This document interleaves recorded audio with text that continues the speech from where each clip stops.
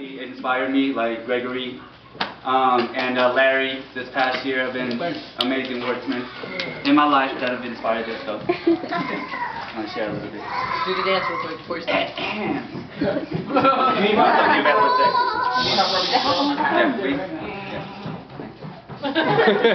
Y'all ready? Yeah.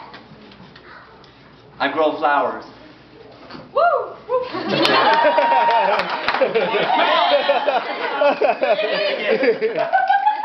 I grow flowers.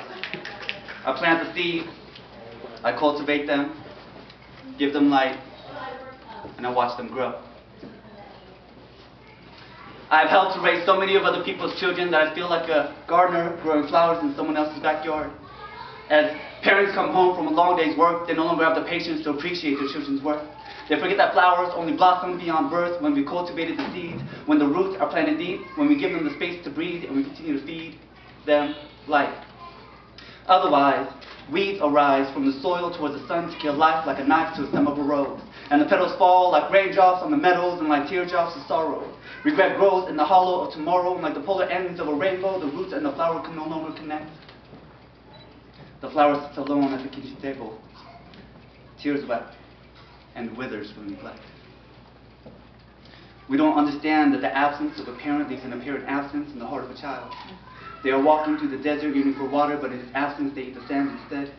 They are dying for our guidance, our attention, our life lessons, our affection, and what's replacing our presence are the lessons that they see on TV and on the streets, instead of from their parents and their families. We are no longer raising our children. However, we blame them whenever they go down and for whom they eventually become. We condemn the school system for a poor education, and yet we forget that we are the first teacher and disciplinarian. They can read our every behavior, emotion, intention, and action. They study our every move, and they copy them. They become our reflection. The presence of a parent from birth brings common sense, a sense of confidence and self-worth. Innocence doesn't have to be lost in adolescence, because then we lose our children and it's impossible for rebirth. It's work to keep them on track, but it's even more work to bring them back. Rat-a-tat-tat, and they're gone. Just like that. But imagine what could happen if we believe in them. If we see them for who they are and who they can become. If we plant their seeds deep to root a solid foundation. We feed their aspirations to reach beyond the heavens, and their heart is enlightened by the warmth of the sun. I grow flowers. I plant the seeds.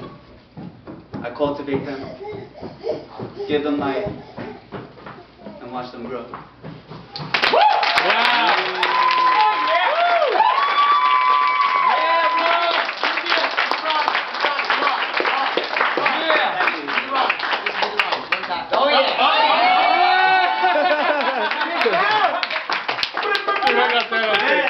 Where's Ben? Yeah, where's Ben at? Where's Ben?